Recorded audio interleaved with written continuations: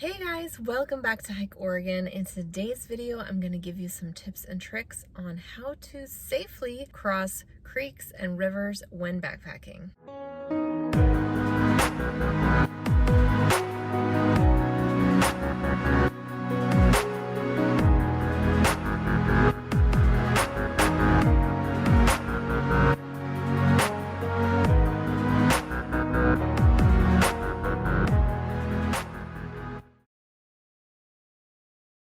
If you are new here, welcome to the Hike Oregon channel. I make hiking and backpacking vlogs as well as gear reviews and just general tips and tricks videos to help you become a more confident hiker and backpacker. If you enjoy content like that, click that red subscribe button and the notification bell so that you are notified every time I make a new video. And if you want more content from me, you can support me over on Patreon, where for as little as just $1, you get extra content each month. So during my years of hiking and backpacking, I've definitely come across some sketchy river and creek crossings. Sometimes even if you see it's notated as a creek on the map, you can get there and be like, oh wow, that's a raging river. So just because it says creek does not mean it's small necessarily, so keep that in mind. My first tip is if you know you are crossing a river or creek near a big mountain that has glaciers and summer snowmelt, it's recommended that you try to do your water crossings as early in the day as possible, because overnight temperatures are cooler, there is less snow melt, and so early in the morning those creeks and rivers, they will have less water and be less rushing and less dangerous. Whereas if you cross in the afternoon after the sun has been beating down on that snow and those glaciers for the whole day, it can sometimes be numerous feet higher than in the morning. So keep that in mind. Also, if you're doing an out and back hike and you're crossing a creek in the morning, try to be mindful of when you are returning. That has definitely happened to me once near Jefferson Park. I crossed Russell Creek in the morning, rock hopped across, no biggie, and then come afternoon on our way back, we couldn't even see the rocks that we used to cross in the morning, and there was so much rushing water and it was quite scary because we didn't know where to cross. This brings me to my next tip is when you get to your river or creek crossing, take some time to assess the situation. Sometimes, of course, there is an obvious log across that you can use or obvious rocks to hop across. If not, take some time, assess. Take your pack off, go up and down the river banks, see if there are better ways to cross. Be mindful of the depth of the water. If you cannot see the depth of the water, which sometimes happens, like for example, some glacier melt creeks have a lot of silt in them, so you can't see through the water. In that instance, take your trekking pole and see how deep that water is. Make sure you are not getting yourself in any sticky situations. So obviously, if you're not crossing on a log, you want to cross where the river or creek is the widest. It will be less steep there and the current won't be as swift. And another tip is to really take note of potential hazards that are downstream. If you're crossing like 5 or 10 feet upstream from a waterfall, that's probably not the best idea, because if you do fall in the water, you're not going to have enough time to get up, to get to the bank, and to get yourself out of the water before that waterfall drop off or that potential hazardous log jam or whatever. So keep those things in mind when looking for the best place to cross. My next tip is make sure you have proper footwear. Some people do prefer crossing barefoot because you potentially do have more grip with your feet on rocks and you don't slide as much. However, especially in situations where you cannot see into the water and you don't know what kind of rocks and stuff is in the water, this could be a little bit dangerous because you are walking through the water, you're barefoot, a rock rolls onto your foot, it could really hurt you. Whereas if you are wearing shoes, your foot might be spared.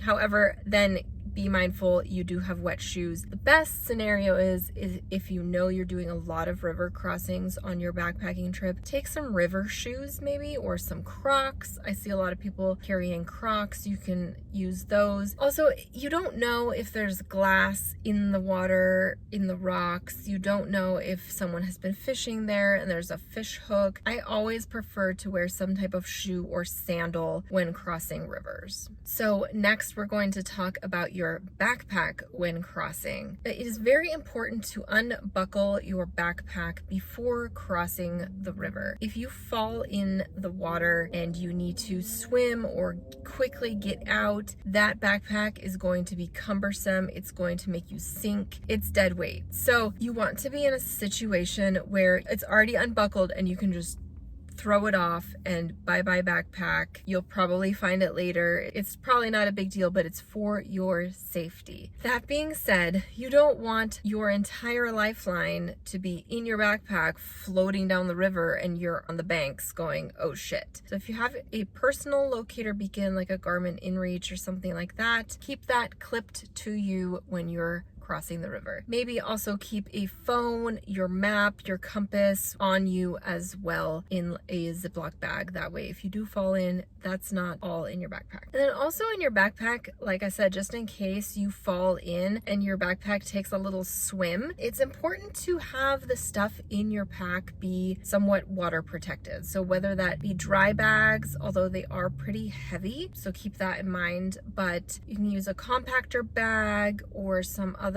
type of waterproof bag to put your backpack contents in so that if it does take a little dunk in the water, your stuff isn't all wet. It would not be a good situation if you now have a wet sleeping bag, wet clothes, you have fallen in the river, so you're wet and you have no way to dry off or get warm because all your gear is wet. So as you're getting into the water, as you're getting ready to cross, trekking poles are super handy. If you don't hike with trekking poles, please find a stick or something that you can use to aid with your crossing. It's super important, especially if you cannot see through the water, to have your trekking poles. Each step you take, make sure you are anchored.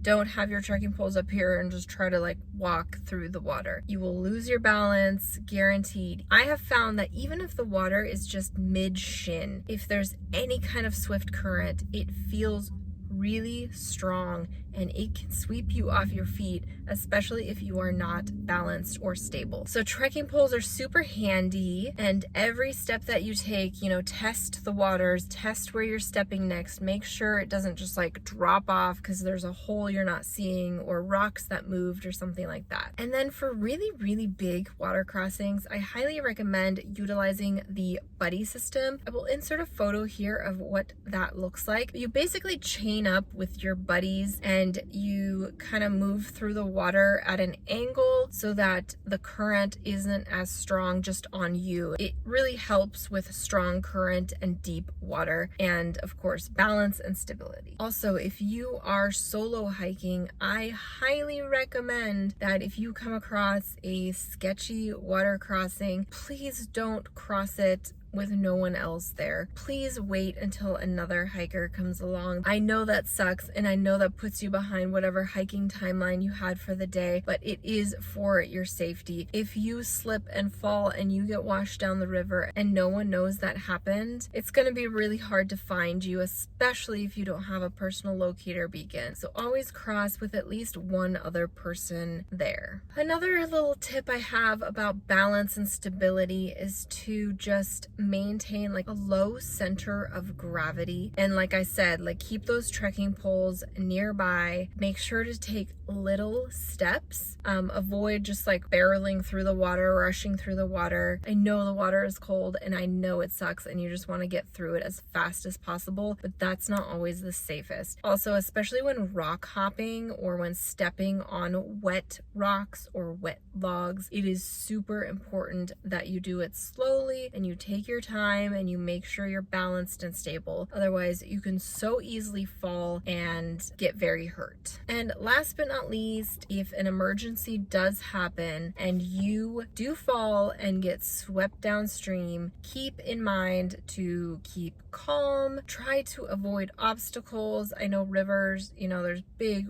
boulders, there's logs, there's log jams, there's all sorts of hazards in the water that you can't necessarily see. Try to get to the shore, try to hold on to something. Even if the shore is like high, you can't necessarily like climb out or get out very easily. Try to hold on to something, yell for help, signal for help. Again, that is where one of those personal locator beacons is really, really helpful, because if it is attached to you and you are clinging to a tree in a river, you need to be able to SOS right away. So I know that's not something we want to think about when we are crossing rivers, but it is important to give it some thought, because if it does happen, you don't want to be startled and panicked and all of that. And if you are hiking with a partner, have that plan in place. Okay, if something does happen, I'm following you down the river, blah, blah, blah. Make sure to talk about those scenarios before you head out. Okay, just to recap, so make sure you time your river crossings, make sure you're crossing in a safe spot where it's more wide and more shallow, make sure you are with a buddy and you have unclipped your backpack and your personal locator beacon and your phone is on you. Make sure you have the proper footwear, whether that be sandals, Crocs, your hiking boots, your trail runners,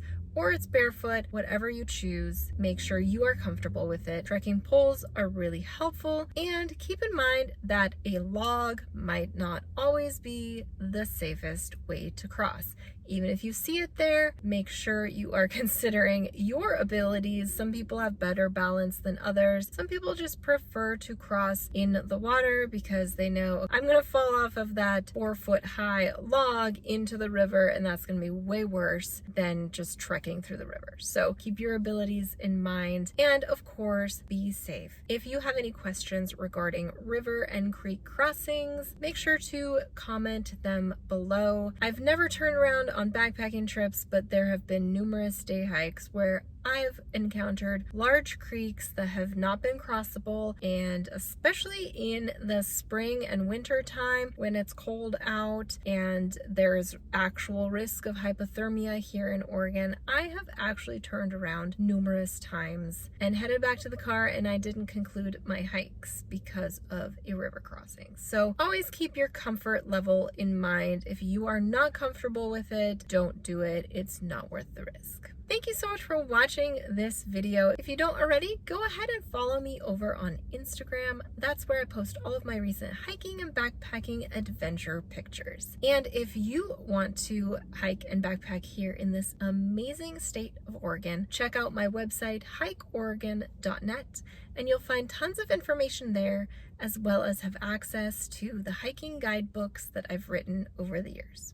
Thank you so much for watching, and I will catch you on the next adventure.